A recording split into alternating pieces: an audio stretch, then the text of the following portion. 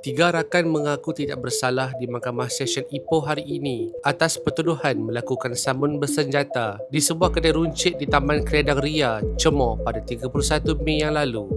Tertuduh S. Barani Taran, 33 tahun, Yuvaneswara, 30 tahun, Suntareswaran, 28 tahun, membuat pengakuan itu selepas pertuduhan dibacakan di hadapan Hakim Ainul Syahrin Muhammad. Mengikut pertuduhan, mereka didakwa melakukan rompakan berkumpulan menggunakan parang dan melarikan wang tunai RM850, sebuah tab jenama Redmi serta sebuah telefon bimbit Vivo milik Pun Tak K, 34 tahun.